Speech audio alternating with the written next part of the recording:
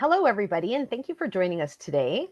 I just want to give a quick shout out to our sponsors before we get going.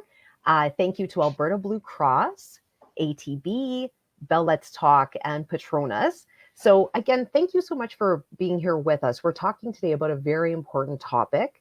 We're going to talk about the stigma surrounding depression as well as some resources to help with that.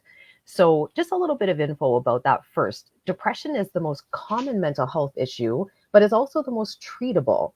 It can affect anyone of any age, gender, economic, or social status. And statistics show that 1 in 4 people experience depression at some point in their lives. The sooner that help is sought for it, the better and the faster the results. Anyone can learn the skills to overcome depression. But unfortunately, less than half of those people affected by depression seek help. And the annual cost of depression in Canada is estimated to be about $32 billion because employees with depression may lose 5 or more hours of work per week. So I just want to let everyone know until October 9th, you can check how you're feeling by taking a short self-assessment that's a couple minutes long at areyoufeelingok.com. Then we would love it if you would also share a simple step or steps that have helped you get one step better. And you can hashtag that one step better on Twitter. So before we jump into our conversation, we're going to start with some introductions. My name is Krista Beck. I'm a registered psychologist, and I've been in the field for about 14 or 15 years. I work at the Calgary Counseling Center, where I work as a counselor and also do some supervision of aspiring therapists and counselors, which is a part of my job that I really love. I love what I do. I love being in this field. I'm very passionate about getting information regarding mental health and resources out to people so that they know where they can get help for what they're currently going through. Jason, introduce yourself. Hello, everyone. My name is Jason Curry, and I am with the Firefighters Assistance Charitable Society. I'm also a firefighter, and the Firefighters Assistance Charitable Society is a registered charity that raises money and provides support to firefighter peer support teams across the province. It also provides support because we know that firefighters are twice as likely to experience PTSD than the average person and are more at risk for suicide. So that's what we're there to help with peer support teams. Thank you, Jason. Mary. Hi, everybody. Thanks for being here. My name is Mary Fisher. I am a firefighter as well, and I also work along with Jason with the FACS, or the Firefighters Assistance Charitable Society, as a peer team member and an ex-peer team lead. So I'm heavily involved in the peer team process through FACS, and through that hoping to help other firefighters navigate the stressors that they have at work and life and hopefully won't lead to mental health problems. Thank you both so much for being here with us today. I want to start by talking a little bit about stigma, particularly regarding men and mental health. We know that many people find it difficult to talk about mental health, but there's that additional societal expectation and pressure on men to cope with the ups and downs of mental health, the ups and downs of life, alone and silently, and to not necessarily speak out about that. And I think sometimes there's the fear of backlash in some ways around being vulnerable and expressing emotions. So I'd love to hear from both of you. Have you seen this? Have you experienced this in talking to the people that you talk to and work with? What does that look like? Yeah, it's been quite an evolution kind of through our industry and kind of the first responder, world, be it firefighters, paramedics, corrections, police, in terms of the evolution that we've seen around stigma, right? There was a time where it wasn't talked about. It was very below the surface. It wasn't addressed. It was very tied to, if you talk about it, you can't handle that. But we've seen this kind of shift, broadly in society, but also within our industry, about this change of stigma, that it's not a weakness, right? This isn't, you as a failing as a person. We're starting to see that stigma change, and it's changed significantly. We're not where we would like to be, but there has been a significant change around stigma that I've seen. We've also been able to recognize some of the causes of these stigma that happens. And, as Jason was mentioning, it went from, we're hoping that it goes from people seeing it as weakness, seeing getting help as a sign of weakness, or even speaking about any type of mental health situation as a sign of weakness. There's been lots of barriers that have increased this stigma. And the stigma is not just within the person themselves, that self-stigma, which does exist, especially with men. Men are supposed to be the helpers, the problem solvers, the ones that can fix anything. And so to find themselves in a situation where they may actually need help managing things is a real big challenge. And we're finding over time that that self-stigma goes along with societal stigma, and society has this idea of what men should and shouldn't be able to handle as well. And we need to start conversations to try and stop that so that we can decrease those barriers. And we're also learning that by increasing the conversations about mental health and by increasing access to mental health education, the stigma is going down. And, in our environment where we're working primarily with first responders and firefighters in general, there was a study done in 2015 out of Regina that found that, 92% of firefighters, and the majority of which are male, say stigma is a barrier to them getting help.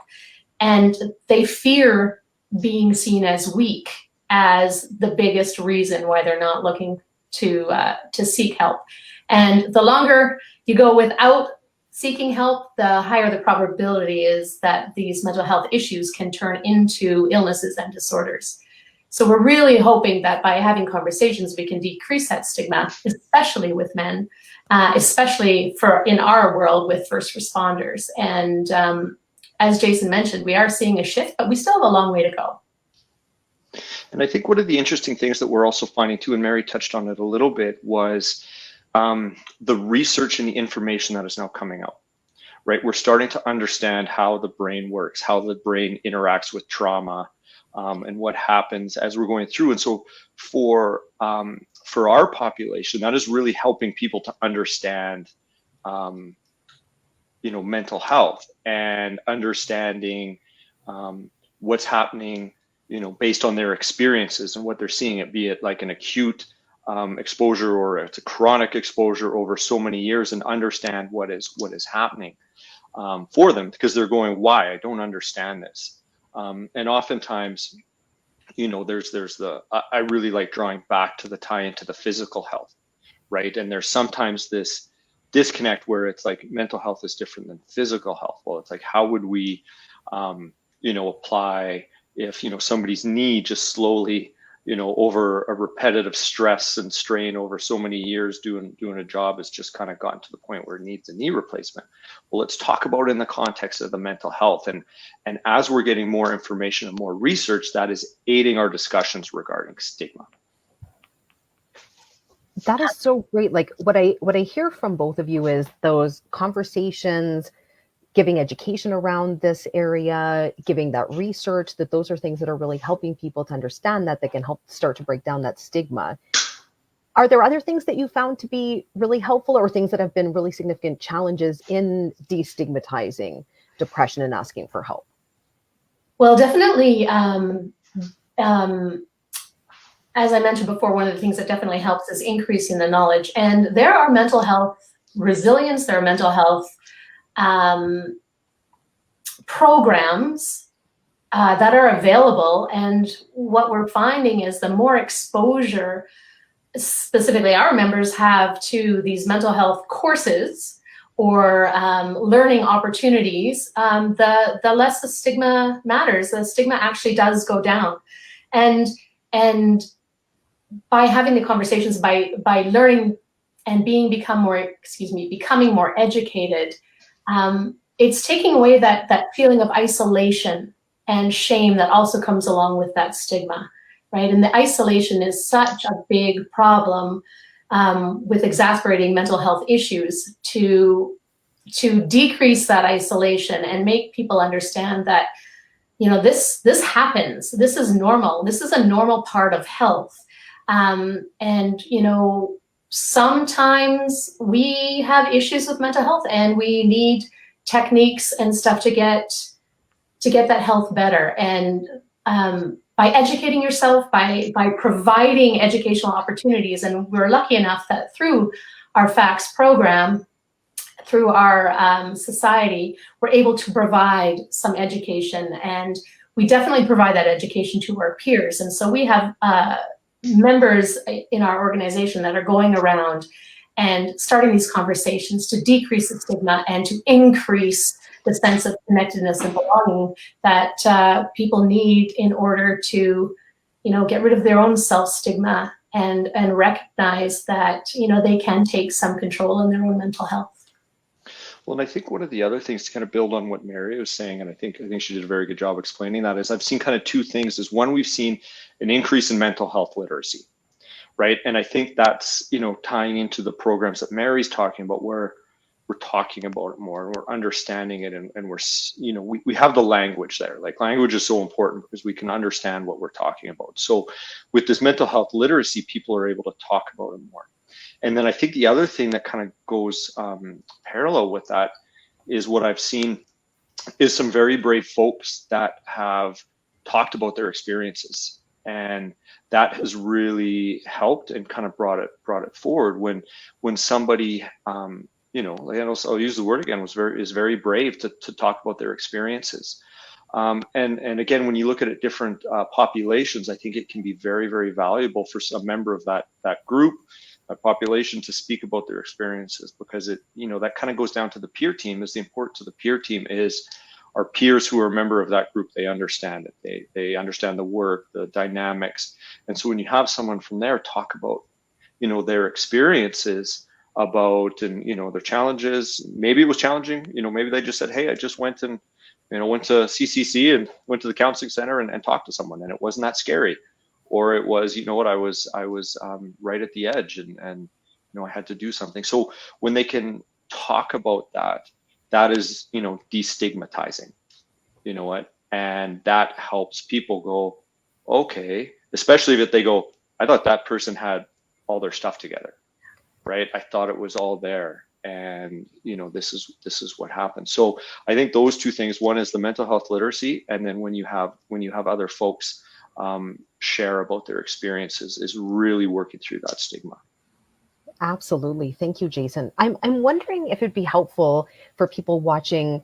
They might be wondering, how could I tell if somebody might be struggling? Like, what are some of those kinds of signs and symptoms I might see? And then what do I do? How do I approach someone if I have concerns with maybe what I'm seeing? Well, especially for, and I know Jason is gonna help me out with this, especially, recognizable signs. In order to start a conversation, you kind of want those objective things that you're seeing so that you can talk about it. And, some of that, like, there's basically, as we all know, mental health issues can manifest into physical issues. They can manifest into headaches, into back pains, into ulcers, into digestive issues, all of those things that are kind of twigging in the back of your mind, but also they present emotionally. And if it's somebody that you love or somebody you care for, you're in a prime position to recognize these emotions of, like, the anger that comes out, the depression, irritability, the seclusion, because, as I mentioned before, there's this isolation that comes with that self-stigma, and the low self-esteem, the distrust, anxiety. All of those things are indicators that we're not necessarily settled, and our coping skills are maybe getting overtaxed, and we're not able to cope with our stressors as we once did. And so those specifically are some of the signs, and I know they're specifically some of the signs for men in particular, because especially that irritability and that anger and that lack of patience, because those signs seem to be a little bit more socially appropriate for men than the sadness that might come, or the maybe the emotion through crying, which seems to be less socially acceptable for men. So those are some of the things. An increase of substance abuse, Bad habits are, they're indicating that our coping skills aren't really adaptive anymore. They're becoming very maladaptive. And that leads to all sorts of family problems. So those are just some of the things that are recognizable, and I'm sure Jason can follow up on some of those as well. Yeah, absolutely. And one of the, with the peers that are supporting, the firefighters across the provinces, we talk to them about kind of like, what is their role? We talk about a scope of practice. And oftentimes when people reach out to the peers for support, it's not actually the individual. It's sometimes or often their friends or family or colleagues, and they're seeing the change. And so they reach out to the peers and say, how do I have this conversation? Or what do I do? Or where do I send them? And what the peers do, and what we've supported them and trained them into it, is to how to coach that individual, because there's a relationship there, right? There's a relationship there, and that's the most effective way. And so what we kind of talk about is about how to have that conversation. And honestly, what a lot of it is just a empathetic listening ear is critical, right? Just being like, hey, I've noticed, this, right? Hey, we've been friends for a long time. This isn't normal you, right? And I'm worried about you, right? And then sometimes people are concerned about asking that question, because then what happens if they say, no, I'm not feeling good, right? And folks don't have to have all the answers, right? You don't need to know everything, and it's okay to say, like, just being like, okay, I hear you. I don't know what the answer is, but I'll help you find out, right? And that's kind of knowing the resources, and the counseling center is an excellent one. This is kind of the stigma of what resources are there, and that's really the next step. Once we kind of get past the stigma, is like, okay, how do we have that connection? So, oftentimes, and I've talked to folks, and I had an experience just a couple of weeks ago where, where a friend of mine, said, yeah, it's just I needed people to talk to me, right? And so even just kind of like, folks don't need to be running a session, or that's not where it is. They just need a friend or a caring family member, right? Like, that is honestly when folks are struggling, like, I don't think you can overstate how important, being empathetic, genuine, caring, and just listening to folks is when you're concerned about them. So that's kind of how we coach our peers to tackle that. And we break it down. We just go one step at a time. This is all you got to do, right? Kind of one step at a time as you move forward with it. So. Yeah, I think there were a couple of really important things in there. One is that I think sometimes people are a little nervous, afraid to reach out to someone who may be struggling, because then it opens up that conversation, and what is going to come out of that, and will I feel ill-equipped, and will I be able to help? So then that might give that hesitation. But then on the other side, you had mentioned something that sometimes people are just kind of waiting or hoping someone will reach out, and then that will open the door. So there's kind of that waiting, and then there might be avoidance on the other side. Why is reaching out so important? Like, whether it's the person themselves or us reaching out to someone we care about, why is that so critical? I think, it is so critical because it's decreasing that sense of isolation. It's decreasing that sense of not belonging. And, ultimately, that's what any human wants. Any human wants that feeling of belonging and acceptance. And so I think it's especially powerful. And I want to just follow up on the important things that Jason said there. Is we've had people who have, gone through, gotten help, felt better, come back, want to help other people. And consistently, the biggest thing they said that helped them was not what people told them to do, or not what any advice anybody gave. The one single biggest help was that somebody sat down and said, listen, I am worried about you. I care. Can we have a conversation? And that hands down has changed lives. I mean, very rarely can anybody else ever do anything that's going to fix or make that person feel better right there. The only thing that's making them feel better is the fact that you're letting them know that you care. And that is so incredibly important and so incredibly powerful, because now they're not alone. And worst case is you phone, like if I phone up Mary and say, hey, Mary, I'm worried about you. I kind of saw this. And she goes, had a bad day. It wasn't this. Thanks for calling. Okay, cool. Good chatting with you, Mary. Right? Like that can be kind of the worst, the worst case is that you connect with somebody, they know you care, and you have a conversation, right? And it just kind of builds that rapport. And I think sometimes people are worried about a lash out or a reaction, and if that happens, that's a data point for you, right? That's a piece of information that's important to look at, is that a consistent reaction? Is that an inconsistent reaction based on that person? And that gives you more information to move forward, right? With that. So. And I love that point. The kind of worst case, like, is, yeah, it was just a bad day, everything's fine. But yeah, now they know I cared about them. We had a conversation, and we connected and had a good chat. So if the problem isn't significant, great. I still got to connect with that person. They know I care. If it is more significant, then that opens up that conversation. And Jason, that's such an important point, that yeah, it's more information. If somebody lashes out, if they get really upset, it is a data point. It's more information. It's very helpful information in the other things that we may have noticed, or in those patterns of behavior that may be changing. Absolutely.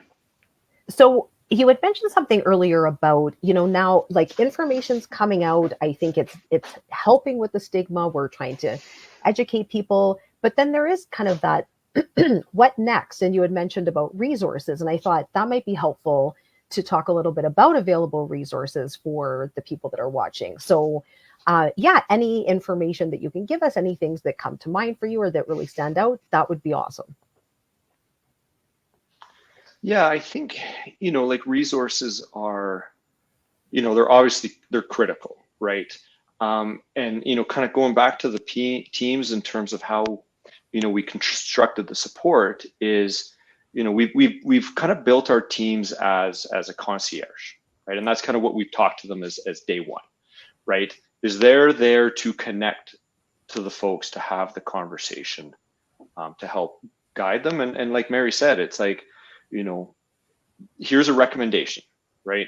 You kind of move forward, to connect with, such and such resource, and our peers support in different ways, right? If they're so overwhelmed, that the hardest thing they did was answer the phone. Hey, we're gonna help you, right? Other folks are just like, hey, I just need the phone number and I'm good to call. And so it's everything in between, right? But oftentimes they're going like, I just don't know what my next phone call is. And that's where the peers come in, and to kind of help out with the resources. So that's kind of where we've set it up, where, we have a collection of resources, and there's always kind of a next phone call, whether it's like the peer lead of each team, right? Who's more experienced, has been around for a little bit longer. They've also had the support of the clinical directors, right? Which is a mental health professional. They obviously have a little bit more support.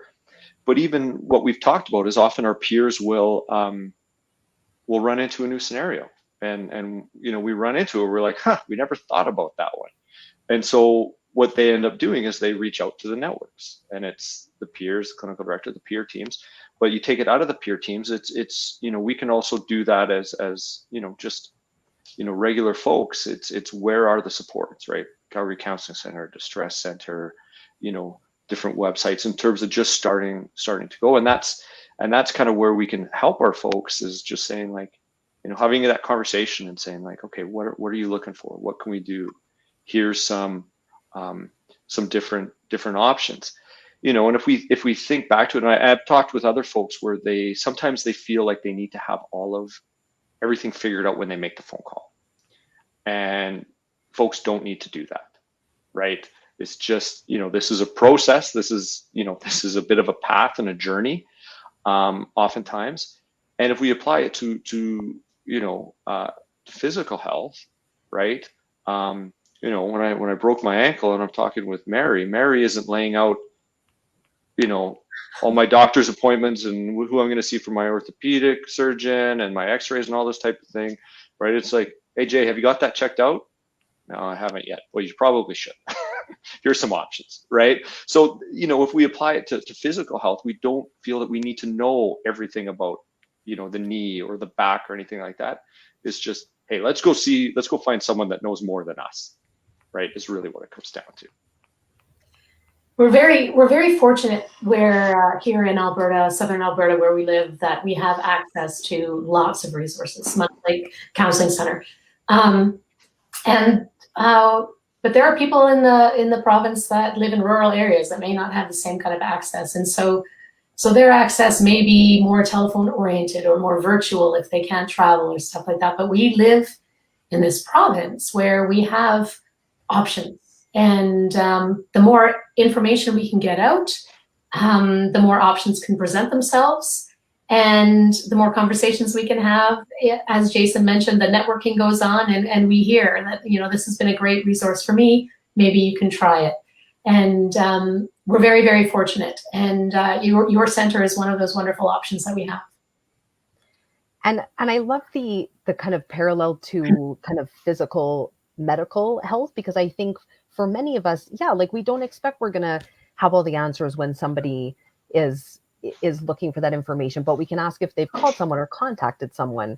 And the other thing too is, like, I think there's a lot of misinformation. We're not necessarily going to have a physical ailment and try to find the answer ourselves online, and it could be kind of not really reputable. So I think just to remind people, there is a lot of stuff online, and some of it's very good, but not all of it is. There can be some misinformation. So really encouraging people to seek help from a professional accredited counseling facility, and like our center. And we do have access to provide virtual services to individuals in rural Alberta and all throughout the province. And we don't have a wait list. We have a sliding fee scale.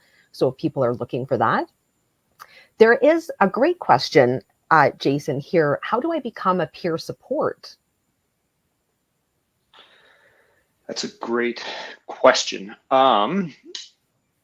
Yeah, so it depends on the, kind of, where you are in terms of kind of, I guess, kind of work. And I know there's a lot of different peer support organizations that serve different populations. A lot of the most effective ones that we have, they've kind of seen that are serving kind of the specific group. And I think part of what is really critical is the lived experience, right? And that's kind of really where it helps to like share in terms of the experience and what's going through. So I would recommend, doing some research in terms of finding, groups, just doing some, kind of basic groups. I know there's a bunch of larger peer support organizations that kind of have networks that you can kind of connect in. In terms of a specific, go to X website, I don't necessarily have that off the top of my head. Mm-hmm. That's great. And the person who asked that question did indicate they're a mobile mental health service directed towards helping men. So it sounds like they're already kind of in that vein and working towards that. Yeah. Another excellent question. How do I talk to men in my life who might be struggling with their mental health but are resistant to seeking help?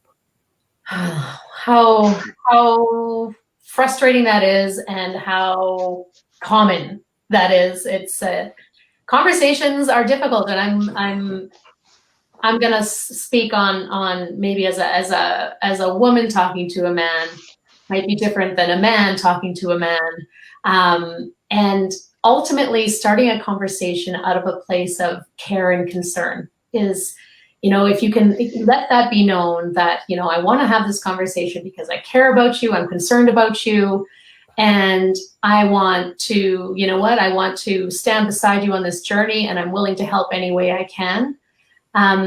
It's tough. And oftentimes it has to be repeated, and it has to be eaten like you eat an elephant in small little bites, right? Where you just keep chipping away. And what I do find is very effective is speaking on observable behaviors, because it's really hard to deny behaviors have happened when they're observed. And a very common early indicator that somebody's not doing well is their sleep is disturbed, and commenting on how you're sleeping, why are you not sleeping, is there anything going on, is there anything going on in your brain keeping you awake, is there anything that you can talk with me about? And again, having that conversation, you don't necessarily have to have the solutions. You just have to be in a position where you're you know what, you're there to listen, and you're willing to walk along with them on this journey and encounter anything that comes on the way. It's a challenge, and it's worthwhile to keep chipping away at it. Yeah, that's a great, very difficult question. And, you know, to echo a lot of what Mary says is like, you know, be patient, right? And understand, you know, kind of come at it from that very empathetic position. You know, also we've realized, and we've seen kind of from the research when we put together the peer teams, is that you know, there's a window that will open up when people are ready. There's an open up, you know, and we found that with our folks is when they're ready, but that window starts closing as soon as they say they're ready, right? And so we've kind of built that in there where it's like, okay, they're in, we got them. Okay, we're going to connect them to the resources as soon as we can. And we found that has worked really, really well. We have also found that if the person trying to help is working harder than the person who you're trying to help, that actually works against you, right? You know, what we found is that, you know, oftentimes we've you know, had peers who are just, they're kind of there supporting, you know, hey, we're still here, we're gonna, you know, help you, just do a little check-in, you know, we'll work as hard as you're gonna work, and then when that window opens up and they're ready, we help them connect. And we have run that now that we've had our peer teams in for several years. We have had anecdotal reports of people coming back to peers that they talked a year ago, and they had a check-in, and the peer doesn't even remember or can't really remember, you know, that check-in. But then the person who is reaching out for support goes, oh yeah, I remember when you called me about this, and you know what, a year has passed and all this stuff happened and I need some help. So unfortunately, it's not often on our schedules, and just kind of understanding that and not being okay with it, but acknowledging it. I just want to echo one thing that Jason had said earlier, is that when you're starting the conversation, it's very, very helpful to know what the available resources are before you start the conversation, so that when that person is ready, you've got that resource available. And whether or not you pass on a phone number, offer to make a phone call, or accompany them to an appointment, whatever that is, just knowing that you have that in your back pocket for when that window opens, and you can monopolize that willingness at that point. And that's so true. It's not our timeline. You know, it's interesting. I have a teenage son. He's in grade 12 now, and has dealt a lot with anxiety throughout his life. And when he was in elementary school, you know, and I'd seen this as he was growing up, and I thought it was kind of time to approach this and talk to him about it, let him know what it was. And even as a kid, like, just hearing about that was so upsetting for him. He didn't want to have something like that. He didn't want to be known as somebody who had anxiety. He didn't want his friends to know. He didn't want his teachers to know. He didn't want to talk about it. And it was so interesting. Like, I kind of just had mentioned it, talked about how this sometimes, you know, we see this in other family members. And even as a kid, like, just seeing that stigma come out and how that had affected him. And it was about a week or two later that he ended up approaching me and said, "You're right. I am anxious." Like, it's so kind of backing off and giving that time, like even with our immediate family, and then to see him as he's growing into a man, like being able to utilize strategies and resources and be able to mention it to his friends if he sees that. And so kind of almost retraining people a little bit differently too, in terms of that upbringing and information and knowledge, and seeing how that's come to affect him as he's gotten older. There's another question here in the chat. Do you have a list of resources available for firefighters somewhere? We do. We do. So as part of, sorry, Jason, I don't mean to cut you off. Go ahead, Mary.